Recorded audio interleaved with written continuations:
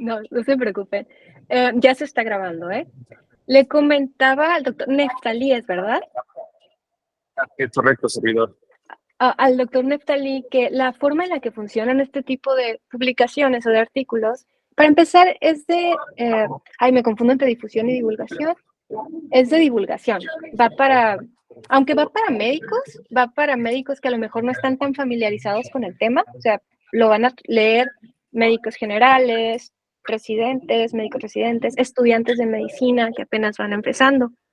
Y la forma en la que funciona es que aquí yo como periodista propongo un tema y si el tema es aceptado, yo prosigo a buscar a los autores involucrados y a otros médicos para obtener sus experiencias. Entonces, en este caso, sí me aprobaron ese tema. ¿Sí? Me llamó muchísimo la atención. Le contaba a Neftalí que tengo varios amigos ahorita médicos que están en residencias.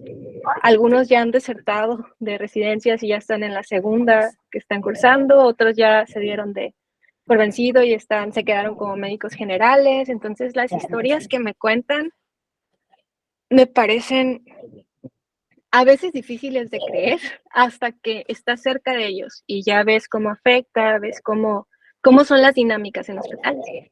También soy nutrióloga y me tocó estar ni siquiera en residencia, simplemente en clases de nutrición clínica en hospital, y es un ambiente que en ocasiones es muy pesado a veces.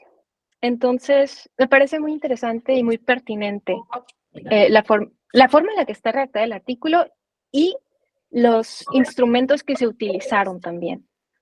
Entonces, la primera pregunta que me gustaría realizarles es, ¿qué los llevó a investigar este tema? ¿Por qué investigar este tema? Profesor, adelante. Bueno, todo empieza en el 2017 realmente. Okay. Había justo ese tema desafortunadamente no es algo nuevo, es algo que ya viene pasando desde hace muchos años. ¿Se escucha bien? Sí. Quiero resaltar el marco teórico, si es posible. Sí, claro que sí. Bueno, el marco teórico son 3 elementos que no se pueden tallar en el artículo porque el artículo es muy anglosajón. O sea, es como, aquí está el estudio y aquí está lo cuantitativo. Pero el marco teórico viene de Lehman, que él estudió lo que es el mobbing, o bueno, él estudia el psicoterror. Y él es el primero que empieza a estudiar esto que pasa en las fábricas de lo que sería metalurgia, ¿no? El metal. Entonces, se da cuenta que empiezan a molestarse los obreros, ¿no? A principios del siglo pasado. Y entonces él se da cuenta que se empiezan a molestar y de múltiples formas, ¿no? Y entonces él desarrolla esta cuestión que le llama psicoterror, que es muy, muy grave, ¿no? Entonces, nosotros, en lo que es esa es mi tesis de psiquiatría en el 2017. Okay. Pero después viene el COVID y entonces queda como que muy, muy sepultada por toda la cuestión de las vacunas y todo esto, gracias a Neftalí, que él sigue impulsando toda esta proyección de vamos a publicarlo, y lo logramos, ¿no? Pero no es un tema que, gracias a usted, Alma, ¿verdad? Alma, así es. Gracias a usted, Alma, que no puede dejar de pasar desapercibido. Sigue vigente. Los médicos siguen sufriendo en su formación. Entonces, hay por ahí varios artículos que escribí en español, pero teníamos que lanzarlo a nivel internacional en inglés para que ojalá que se difunda, que hay tres puntos. El marco teórico es 3 puntos. Es totem, quo vadis hominem, ajá, y la letra con sangre entra.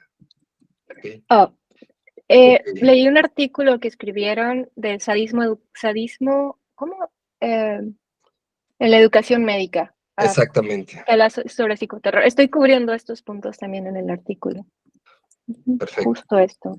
Bueno, entonces podemos hablar después del marco teórico, porque el artículo va muy a lo cuantitativo, ¿no?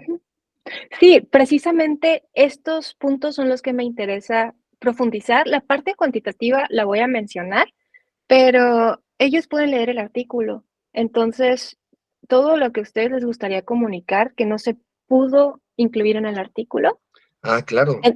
eso es lo que me interesa, en Bueno, lo que podemos trabajar. es en el 2017 que es el director, el doctor, también en el artículo, es uno de los autores principales, conocido como Batman, a él le gusta que le digan Batman, es nuevas. El exdirector de Centro Médico, que ahorita ya pasó a otro nivel, y la doctora Corlay, un gran abrazo, que ya es la directora de psiquiatría, que nos permiten juntar a todos los residentes del Centro Médico, que son 340 residentes de todas las especialidades. Nos permite juntarlos a todos.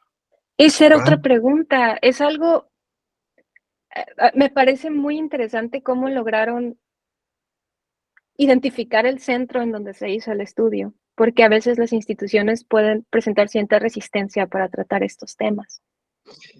Justo antes del estudio hay un urólogo, bueno, hay urólogos que quieren renunciar a la residencia por acoso, etcétera, etcétera, y terminan en nuestra subsede, que es San Fernando. Yo estoy estudiando psiquiatría, y el primer año de psiquiatría es en San Fernando, que está en la calle de San Fernando, por Tlalpan, y terminamos avanzando en Centro Médico Nacional Siglo XXI. Okay. Entonces llega este compañero ahí, y entonces yo le empecé a interrogar, y yo le comento a mi doctora, a mi directora Corlay, ¿qué está pasando aquí? Y me dice, hay que investigarlo. Entonces yo busco este cuestionario. Nunca te has aplicado en médicos, porque nunca antes se había aplicado esto, que es el cuestionario Lehman de psicoterror, que es de acoso laboral. Y entonces lo aplicamos, más aparte de otras escalas, la de Beck, de ansiedad, de depresión y de calidad de vida. Sí. Que aplicamos todos juntos. Y el doctor nos permite, el director nos permite aplicar todos al mismo tiempo. Y es una batería increíble, porque son más de 120 reactivos. Trabajo con todas estas escalas en mi tema de investigación, entonces estoy familiarizada. Por eso me llamó tanto la atención la metodología y el tamaño de muestra, que está Probablemente nunca antes visto. complicado. Probablemente nunca antes visto. Pero, y lo va a decir Neftalí, porque tuvimos múltiples problemas para publicarlo, porque mucha gente decía, ¿y cómo fue? O sea, es mucha gente y son demasiado reactivos. ¿Y cómo fue? O sea, ¿quiénes son los psicólogos? Antes de estudiar yo psiquiatría, estudié psicología. Leí el currículum, también me llamó la atención este punto. Entonces fue bastante trabajo, pero fue gracias al apoyo del director y de todo el equipo de psiquiatría que tenemos en ese tiempo, justo antes de la pandemia, porque justo antes de ese tiempo estábamos viendo cómo poder detener, porque hubo varios intentos de suicidio en residentes de diferentes especialidades, no del centro médico, sino en el infantil de México, de oncología pediátrica. Y Esta puede uno parte ver ¿Se puede comentar esta parte o prefieren que no se comente? No, claro, está Ok. documentado completamente en los periódicos, o sea, realmente viene el marco teórico de múltiples otros estudios que vamos a posteriormente a publicar en la tercera pregunta que usted nos Ok. mandó. Gracias. Ujú. Ujú. Ok. Yo en ese aspecto, digo, complementando lo que ya dijo Víctor, que tiene una excelente cátedra de que salió este proyecto, pues complementar la parte que es un tema, sobre todo la parte del psicoterror que buscando en la literatura en otros países, pues es un tema que poco se aborda en México. De hecho, solo ha habido mucho énfasis en la parte de calidad de vida, depresión, ansiedad, ¿no? Van de la mano con este fenómeno de psicoterror, pero per se el tema de psicoterror y acoso laboral, de móvil, es un tema que pues, no se estudia en México, sobre todo en residentes médicos, sobre todo porque creo que hay mucha negligencia, mucha resistencia tal vez a pensar que este tipo de temas que están un tanto ¿no? Morbosos, sobre todo porque exhiben muchas deficiencias en el sistema educativo de muchas instituciones. Entonces, ¿cómo exhibir a los hospitales, ¿no? Los fallos que existen en los sistemas educativos? Y pues, bueno, ahorita estamos hablando del caso de recientes del siglo XXI, ¿no? Como todos sabemos, es una sede nacional de excelencia pues, que representa pues, uno de los mejores hospitales aquí de México, ¿no? Pero finalmente no necesariamente tal vez representaría, ¿no? Los hospitales estatales o regionales, ¿no? Donde probablemente este tema de psicoterror se viva de mayor intensidad, ¿no? Entonces, pues la verdad es que digo, es un tema que poco se ha estudiado, probablemente en otros lugares, sobre todo en hospitales regionales, estatales, se viva con mayor intensidad.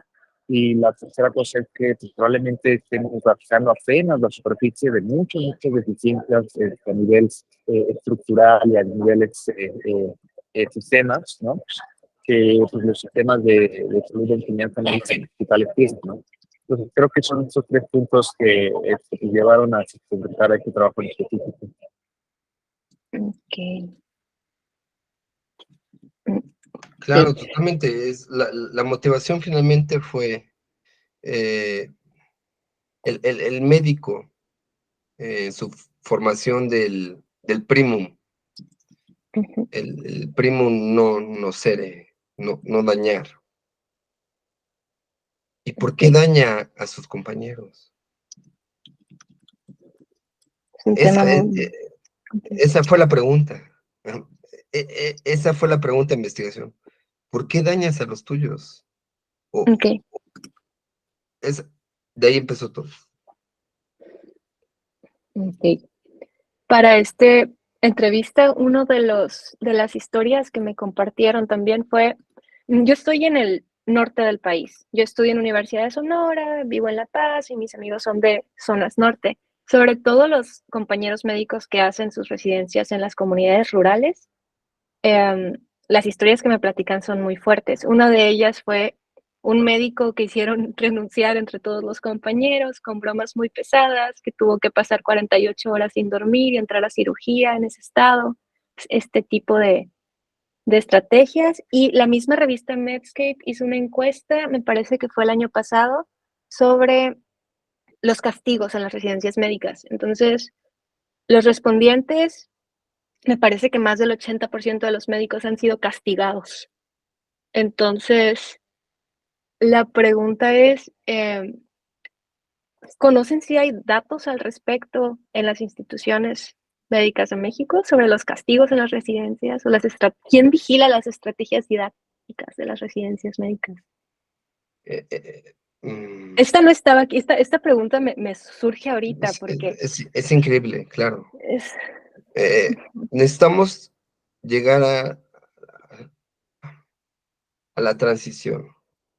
okey. La transición no existe el dato, claro.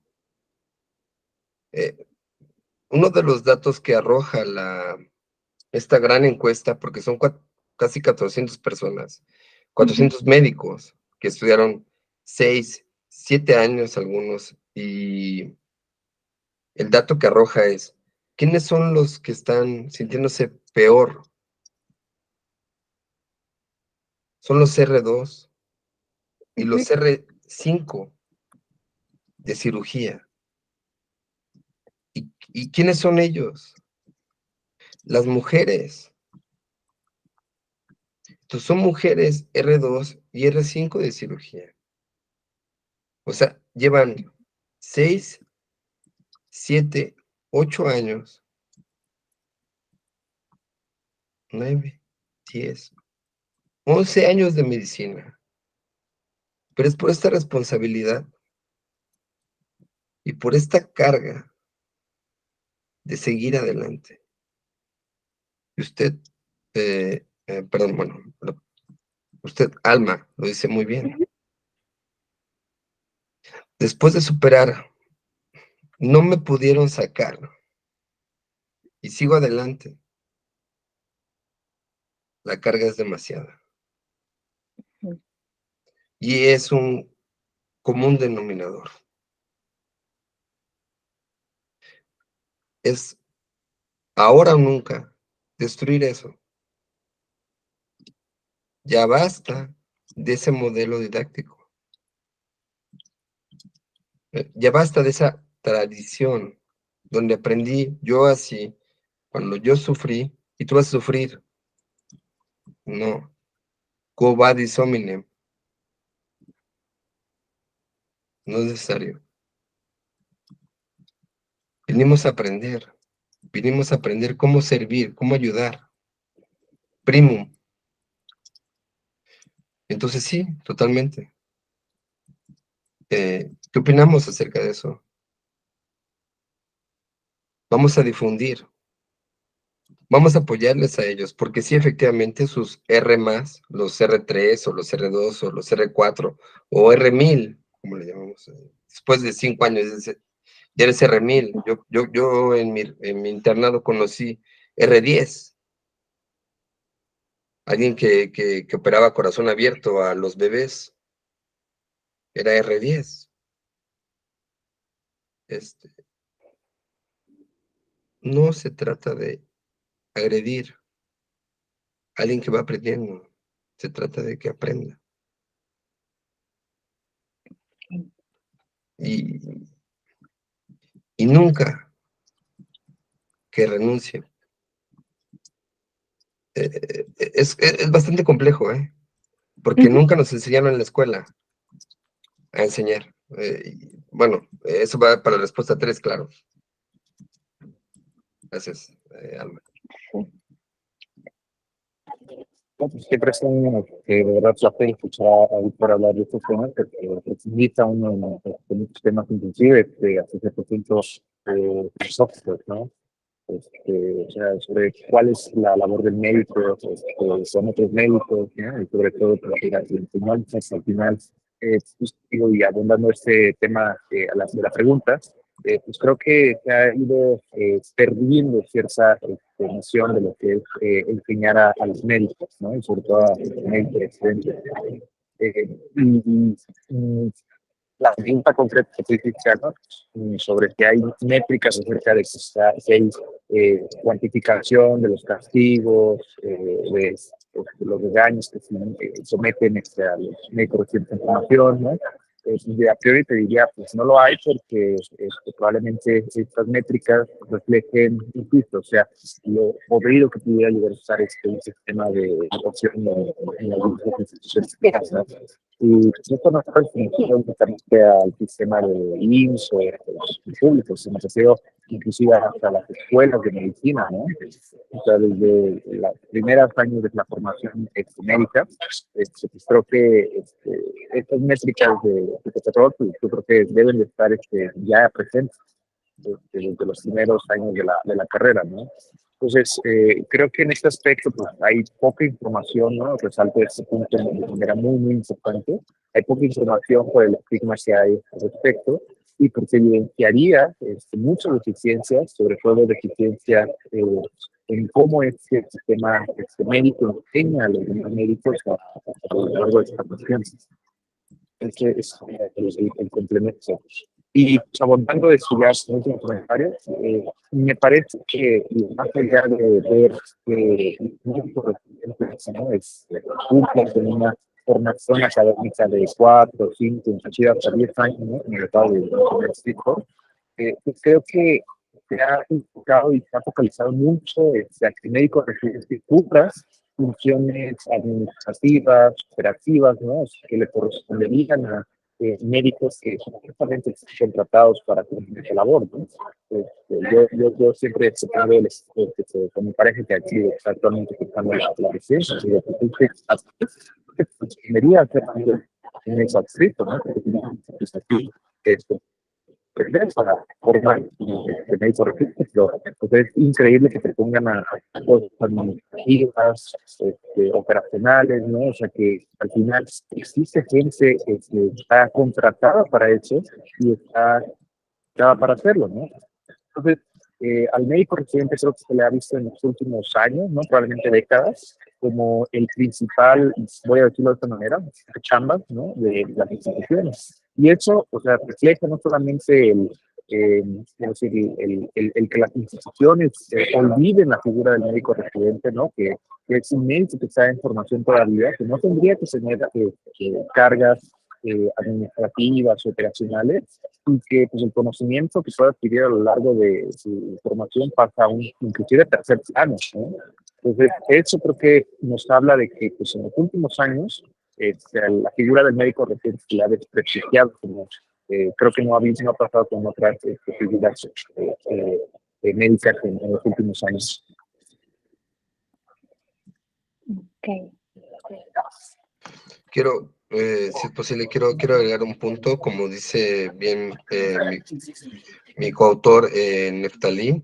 Exacto, en la pregunta concreta, el castigo, claramente un profesional del nivel, se escucha bien, ¿verdad? Sí. Un profesional del nivel del médico no puede tener un castigo. Uh-huh. Y realmente yo no creo en el castigo. Después de mi formación como psicólogo, como maestro en ciencias, etcétera, etcétera, no creo en el castigo. Creo en en el trabajo en equipo. Y tiene toda la razón, Neftalí. Se ha desprestigiado el trabajo médico, se ha devaluado el trabajo médico y tenemos que ir construyendo cada vez más. Muy probablemente en la actualidad el trabajo médico es lo más noble y prestigioso que existe.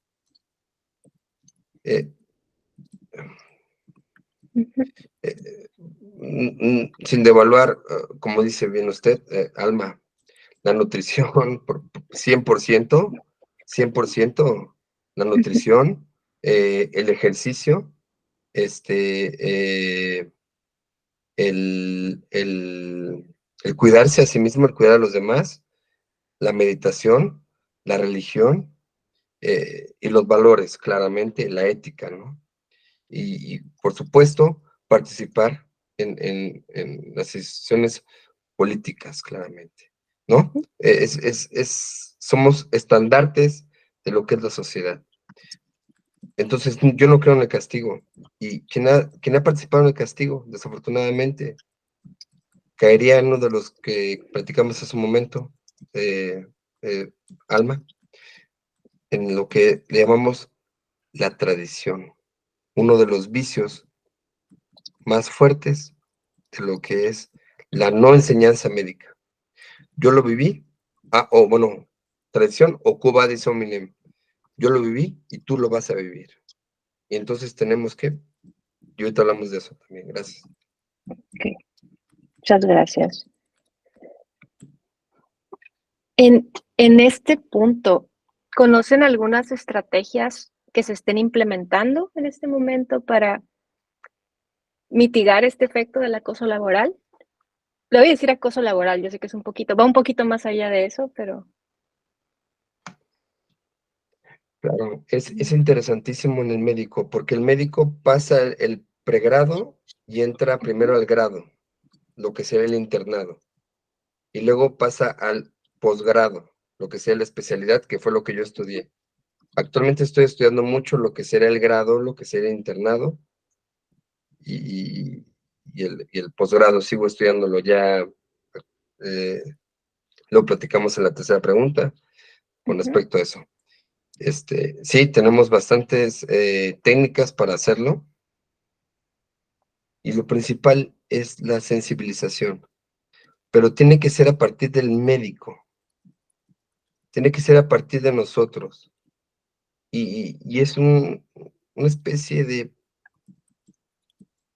trabajo personal, porque tenemos una situación de postraumático.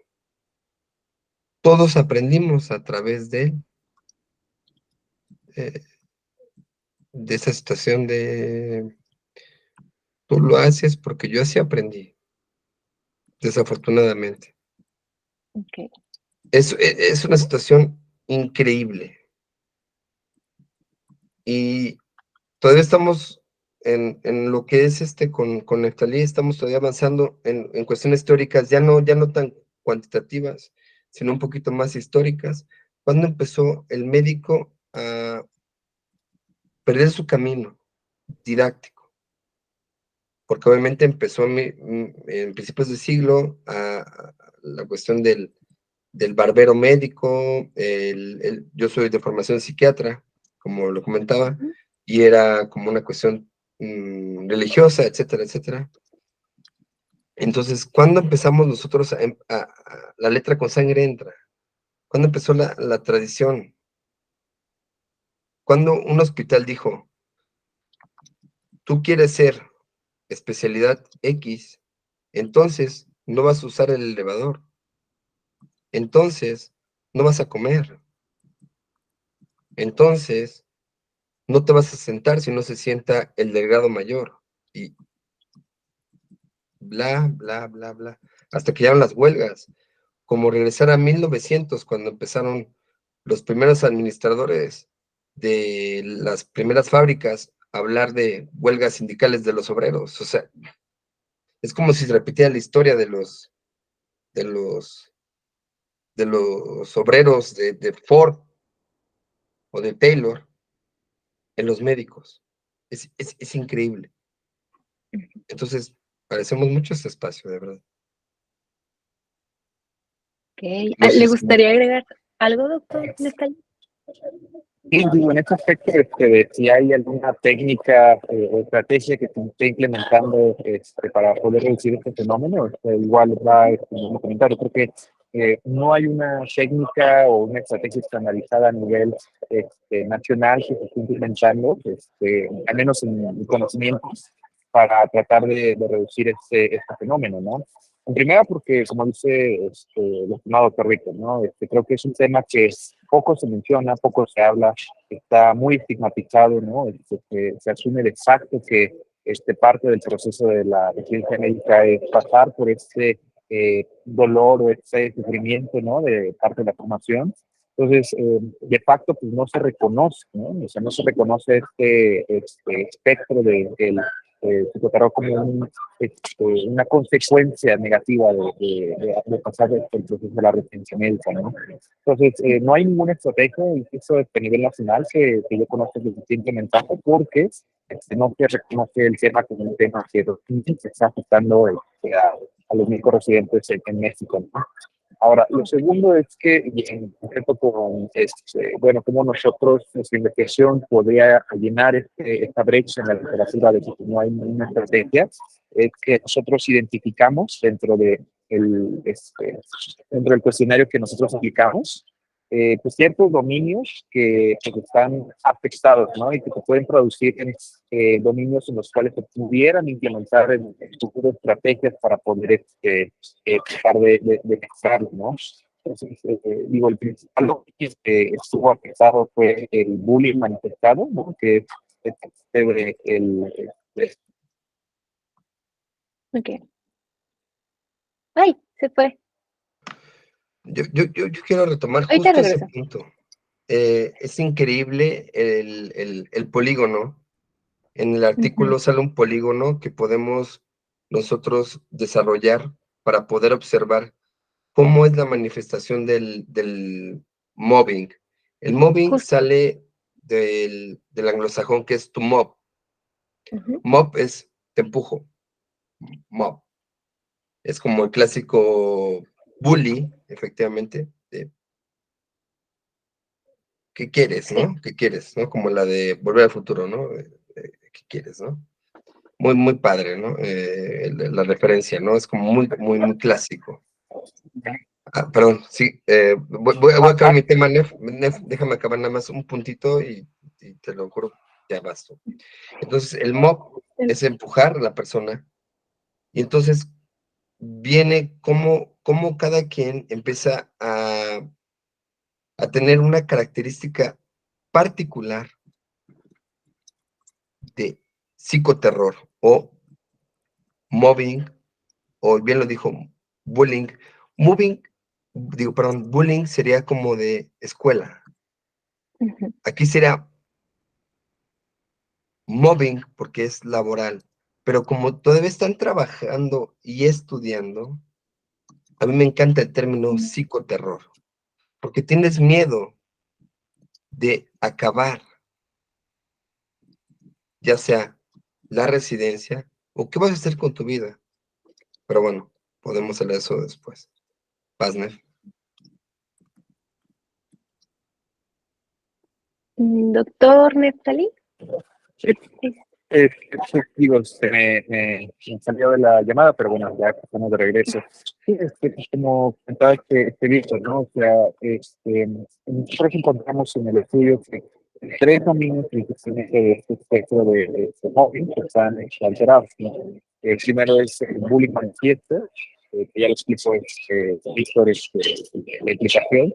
El estigma laboral, ¿no? Que va de la mano con esta pérdida de conocimiento o de valorización a la figura del médico residente. Y el tercero es y tareas inapropiadas, ¿no? Entonces, esos tres dominios resulta muy interesante que hayan salido alterados porque refleja, se ha dicho tal vez a voces, ¿no? A un secreto a voces, ¿no? De cómo es la el mixto, ¿no? Donde pues, los consejeros, ¿no? Principalmente residentes de mayor jerarquía, se humillan, se acosan, maltratan a los médicos de menor jerarquía, ¿no? Y resulta muy curioso este tema, a pesar de que se ha dicho ampliamente de que es parte de la formación, no se reporta una consecuencia, ¿no? Ya de esta parte del terror. Lo de la parte del estigma laboral creo que va muy de la mano con la pérdida de la figura, del reconocimiento de la figura del médico residente por parte de los pares, por parte de las mismas autoridades y los institutos, incluso por parte de los maestros, los pacientes. Entonces, este sistema laboral, lo que pudiera llegar a ocasionar es frustraciones, miedo, resentimientos, ¿no? Obviamente van de la mano también esta parte del terror, pero finalmente es esa pérdida de reconocimiento de parte del médico paciente, pues bueno, ¿cuál es mi parte, cuál es mi labor aquí como éxito, ¿no? Sentirse excluido, sentirse desvalorizado, ¿no? Sentirse que no está ahí cumpliendo nada más con la parte administrativa operacional, pero en realidad es parte fundamental del equipo de trabajo de un hospital médico, ¿no? Y el tercer punto es la parte de las tareas inapropiadas, que va de la mano, ¿no? Con los otros dos puntos, pero esta parte de las tareas inapropiadas, pues va, es un reflejo, ¿no? De cómo es que al médico residente que le realizan muchas, Sí puede verse. Justo la tengo abierta también. Sí, perfecto. Sí, sigo escuchando, Natalia. Sí, ya es casi de todo mi comentario. La parte de eso se quiere estar focalizando y construir su tarea. En lugar de eso, cubre el tiempo en cubrir ciertas tareas personales, administrativas que no tienen que ver con la formación, no tienen que ver con las tareas que uno pensaría que tendría que ser durante la residencia, y al contrario, se sacan como obligaciones, ¿no? Por parte de la institución. Yo creo que estos puntos que identifican bien para identificar estrategias que pudieran hacer que el médico residente pueda tener un reconocimiento digno dentro del equipo de trabajo, relegándole tareas innecesarias que pudiera llegar a realizar en un hospital. También parte de reconocer que entre pares pues, existe este bullying manifiesto que tiene repercusiones inclusive en algunos casos que pueden llegar a que un residente pudiera cometer actos de autolesión. Entonces creo que estos tres puntos de pie, fundamentos para implementar estrategias de futuro. Okay. En cuanto a este tema, justo acabo de cubrir unos temas sobre la Navidad, los efectos de la Navidad en la salud, y hay muy pocos artículos sobre estrategias de autocuidado en médicos. Estuve buscando información de ese tema, hay muy poca información. Termina siendo los mismos que la población general, pero probablemente también necesitarían sus propios métodos para atenderlo. Claro, Alma. Nosotros, después de haber iniciado esta investigación, encontramos que nos quedamos cortos en la entrevista inicial. Se ha encontrado que las personas, los residentes que tienen familia, eso era protector. Los que tienen hijos, por ejemplo. Incluso podríamos hacer una meta regresión en el cual podríamos encontrar, ese estudio es tan amplio que nos permite hacer post hoc, que es un proyecto que tenemos con Neftalí. Fue muy difícil poderlo colocar porque todo era COVID. Y muy aparte los médicos, pero bueno, ya por fin estamos avanzando. Ahorita ya no les interesa COVID a las revistas, al menos a las de divulgación, ya no quieren saber nada de COVID. Gracias, por fin nos voltean a ver a los doctores Sí. y más a los de formación, o sea, es increíble. Déjame comentar que, Alma, qué bueno que nos das este espacio. En Estados Unidos hay una epidemia que va empezando de los médicos en formación, de un gran consumo de opioides. Ok. De grado, ni siquiera posgrado, grado, pero esperemos que no llegue aquí. Bueno. Solo Entonces, en este punto, para nada más interrumpiendo un poquito la entrevista, para dar divulgación, este tipo, insisto, lo van a leer médicos, estudiantes de medicina, pero es un nicho un poquito más cerrado. Hay un influencer que probablemente ya lo ubiquen, se llama Mr. Doctor, el doctor Octavio Arroyo. ¿Alguno de los dos lo ubica? sí, yo lo ubico, pero también no, o sea, no, yo la verdad es que no tengo contacto con estas redes sociales. Yo tengo mi canal de YouTube, que alimento mucho, pero no. Tuve la oportunidad de entrevistarlo y justamente habla sobre el lenguaje para llegar a la población no especializada y los recursos que utiliza, el chisme, como a veces podría ridiculizar mucho la forma, puede parecer muy ridículo la forma en la que habla, pero cómo llega a un estrato de la población que a veces no llegan los demás. Y habla precisamente sobre su experiencia en este hospital y cómo dejó la residencia en este hospital. Tiene por ahí un video, incluso yo creo que pueden contactarlo y buscar algún espacio para llegar a más personas. Claro, si nos ayudaras a hacer el enlace, ¿Puedo intentarlo? claro que sí. Yo tiene un par de años que dejé luego te paso el canal. Okay. Yo estaba mucho en la cuestión de audiolibro, haciendo, lo dejé. Pero bueno, claro que sí, sería excelente. Sería ideal. Me encantaría poder hacer esta comunicación, esta difusión. Tenemos, de este artículo, tenemos incluso un subgrupo de gente con riesgo suicida. Okay. Afortunadamente nadie se mató. Okay. Y eso lo sé, lo puedo asegurar. Okay. Te comento porque esto fue 2017, o sea, sé que están vivos. Sí. Y en este caso, ¿se hizo algún ¿se realizó alguna opción en el hospital para atender estos casos a partir de los resultados del estudio? Sí, empezamos con una Esto es estrategia a partir de enseñanza, porque tenemos, hay una pregunta que viene, bueno, ¿y quién te ujú, hizo esta situación? Como bien lo estaba comentando Neftalí, ¿quién ujú, te hizo mobbing o bullying? Y salieron varios personajes, o varios ujú, personajes, y empezamos a hacer intervenciones, pero que llega la pandemia, eso es prepandémico, ¿eh? Y entonces todo se destruyó y okey, todo cambió.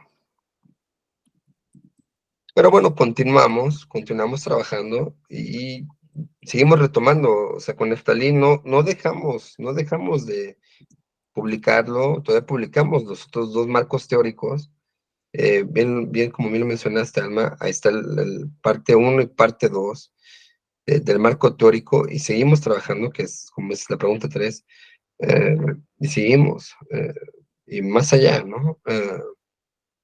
Pero bueno, afortunadamente este estudio da para más. Incluso queremos hacer una reducción del cuestionario para que sea un poquito más concreto y más ajustado incluso al médico, porque el médico tiene un diferente ajuste de lo que sería, bueno, se ve claramente en estos ujú, polígonos, que qué tipo de mobbing es lo que más te afecta. Tal vez no te importa la comunicación, pero que te lo hagan ver. Es decir, cuando estás pasando con el paciente y te digan: "¿Sabes o no sabes?". Eso te hace sentir muy, pero muy mal. Entonces, vamos ahí hay que empezar a trabajar, ¿no? okey. Bueno, no empezar, ya lo trabajamos, pero bueno, gracias a estos polígonos que Neftalí desarrolló increíblemente, ¿no? Bueno, Ujú, ujú, gracias. okey. En los siguientes pasos, entonces, de la investigación son trabajar con este subgrupo de médicos. No, ese subgrupo ya, les dimos seguimiento, eh, Okey, le dimos, agarramos un subgrupo, este fue un gran grupo, ujú, bueno, realmente nosotros, este estudio es un estudio poblacional, estudiamos a todos los residentes del centro médico, ujú, así, y de ahí obtuvimos a los que estaban, por decirlo así, con depresión, con ansiedad, y ese no se ha publicado, que son aproximadamente 15 personas. Ese no se ha publicado, o sea, ha sido muy difícil esto, la colocación de este estudio, de verdad que todo el mundo COVID, COVID, COVID, bueno, etc. es un Y tema complicado también. claro, y entonces les dimos seguimiento gracias a la doctora Corlá y al director del centro médico en esas épocas, porque todavía está, como mencionaba, en un nivel superior, y afortunadamente todos ellos acabaron la residencia. Okey, Entonces tenemos un longitudinal de estos otros doctores, actualmente especialistas, ¿no? okey, Entonces vamos a publicar ya incluso el- la historia, incluso como final feliz, y afortunadamente, ¿no? Porque ese era el proyecto era resolutivo, no era nada más ver qué pasaba. Publicamos okey, el transversal, que es este, pero tenemos el longitudinal, donde podemos decir qué pasó con ellos y salieron bien, porque okey, se les dio seguimiento. No sé, okey. ¿quieres preguntar algo, Alma? No, esto esperaremos entonces estos resultados. No, sí, Eh, ese es otro artículo, sí, ese es otro artículo que todo, ujú, todo empieza en 2017. Ese artículo parece muy nuevo, pero realmente fue en aquel tiempo. Y entonces ya tenemos el artículo, el otro que está un poquito a punto de salir de la publicación. Y bueno, ¿y qué pasa después? Con tu pregunta 3, seguimos trabajando con esto. Entonces hacemos estos diagnósticos con los polígonos que desarrolló Neftalí, aplicamos estos diagnósticos, tenemos apoyo del doctor Luis Rey, el doctor Vargas a nivel delegacional en la delegación del IMSS a nivel Oriente, y bueno, Ok. estamos aplicándolo y vamos a ver qué empieza a pasar. La situación es que todavía estamos proponiendo la didáctica conforme a lo que se encuentra, aquí. Todavía no tenemos, y bueno, puedo casi asegurar, porque estamos muy pegados a Estados Unidos, no existe, y bien lo dijo Neftalí, no existe una situación que proteja al médico en posgrado, no, realmente no. No, no hay alguien que diga, ¿cómo hacemos con ellos? Y más allá, ¿no? No hablamos de Alemania, donde es increíble, porque allá vamos a cuadrarlo. Dicen, ponme 200 catéteres y tú ya eres anestesiólogo. Ah, bueno, los hago, en fin, ¿no? Es diferente aquí diferente, las situaciones son 3 años, etcétera, etcétera, etcétera, ¿no? O 4 Sí, años. Entonces, y bueno, como dice, una carga de muchas labores que no les corresponden y actitudes didácticas del siglo pasado. Entonces, sí. es que Eh, el médico es- siempre tiene que cuidar al otro y ujú, no sabemos realmente todavía qué nos corresponde, porque cuidar al otro es demasiado. No sabemos porque la sociedad, y eso lo comentamos porque ahorita Neftalí va a comentar acerca del artículo que también tenemos en Puertas, que es acerca de la persona con el riñón lastimado. El OXXO, una persona con el riñón dañado, el OXXO parece que te quiere destruir. ¿Cómo puedes tú ir al OXXO? Entonces, ujú. realmente las mascotas, etcétera, etcétera, o sea, cornflakes, sucaritas, etcétera, te quieren destruir, no sabemos qué va a pasar. Entonces, Mm, etc. Vamos ok, adelante, ¿no? ok. No sé, doctor Neftalí, si le gustaría agregar algo antes.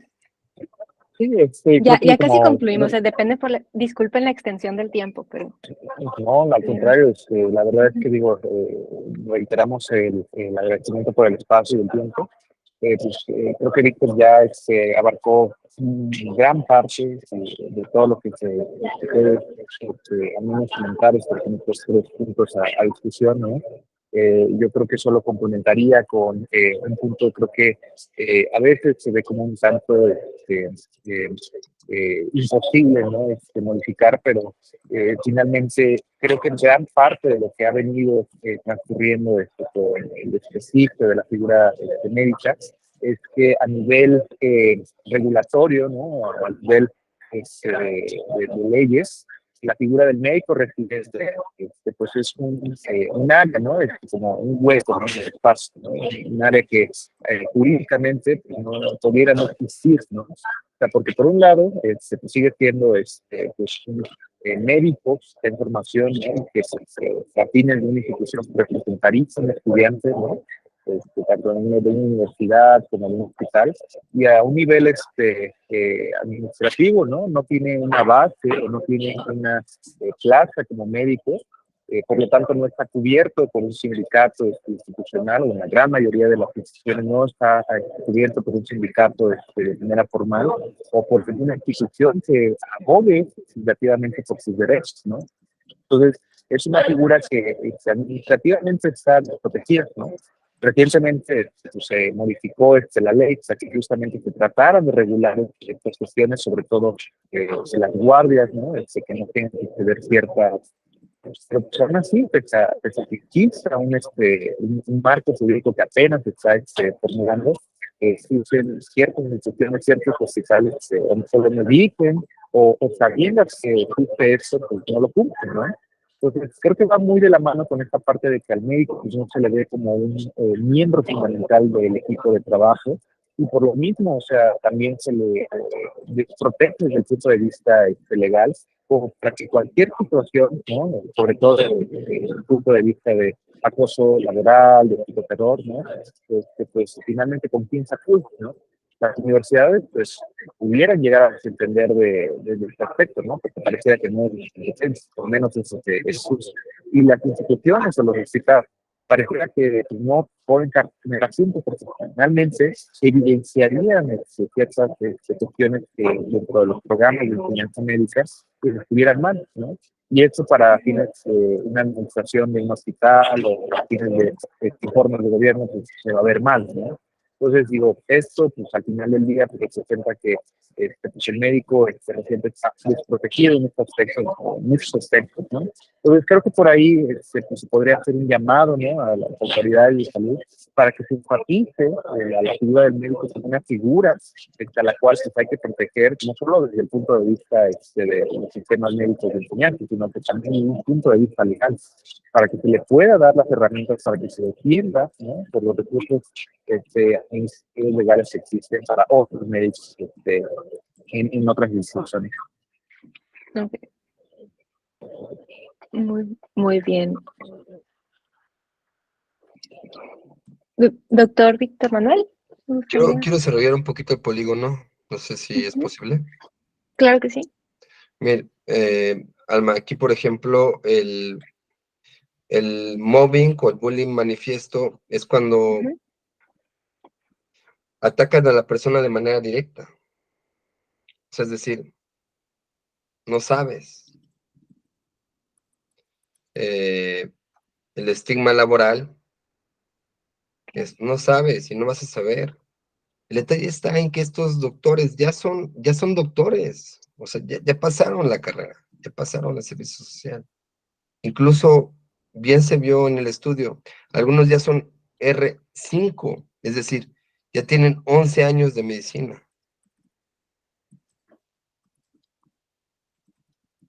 O sea, lo cual es increíble. Tenemos que mejorar la didáctica. Tenemos que mejorar de alguna forma ya. Apoyar a los profesores para que apoyen a los alumnos. Ya. No, estamos de acuerdo, totalmente. No puede ser que se diga eso de los doctores, o sea, el estigma laboral. Se mencionó R2 y R5, y aparte, son doctoras. Hubo un tiempo donde había más doctores, hombres, que doctoras, mujeres. Actualmente ya realmente son 60% mujeres. Son muy habilidosas. Y entonces, tenemos que hacer algo ya. Ese es el punto. Ese es el punto ya. En México. Porque no podemos permitir. Estamos hablando del 2017. Y todas esas doctoras tuvieron una frustración increíble. Después de dedicar su vida a la medicina, apoyar a otros. No puede ser que piense alguien o lo diga de manera manifiesta.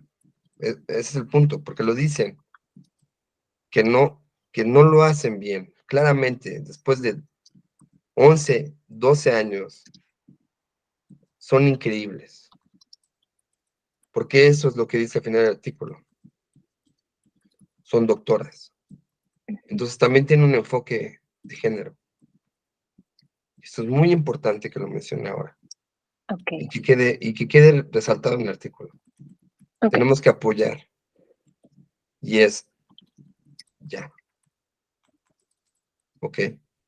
Porque son muy importantes eh, toda esta cuestión de la equidad.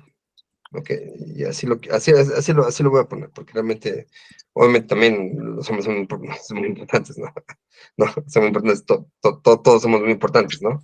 Pero no se vale, ¿me explico? Después Sí, de sí, 12 años, o sea, Dios mío, ¿estamos de acuerdo? sí, No se vale, muy bien. y no lo vamos a permitir otra vez, ¿ok? Entonces, esto fue en 2017. Entonces, yo puedo asegurar que estas personas, todas las personas que salieron muy mal aquí, a nivel depresión, a nivel ansiedad y de calidad de vida. Ah, y quiero comentar, porque estos resultados no están aquí ahorita. Ujú, Los médicos tenemos peor calidad de vida que la población general de México. Va a ujú. ser el próximo artículo. Oh. Sí, claramente ganamos menos. Pero bueno, Ah, pues, sí. Vi dígame, en un artículo ahí que es ser médico es malo para la salud, así se titula. Está también por ahí, entonces, pero en México no sabía que había datos específicos, los van a publicar. realmente es el primum, Ujú. es Sí, especie de como vocación. Sabes que en el momento, y no es por el otro, tiene que ser por el otro. Porque desvelarte por el otro no es bueno para ti, es obvio, pero te ujú, vas a sentir bien por el otro y el otro va a estar mejor por ti.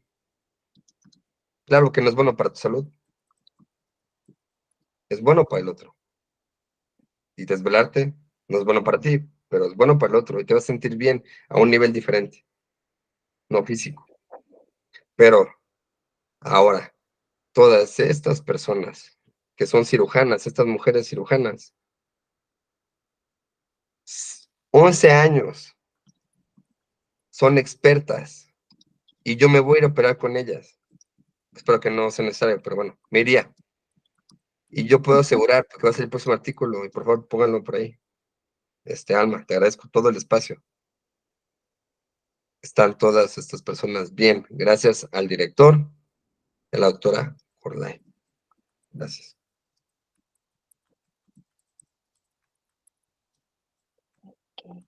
Y a ti también. Ahora.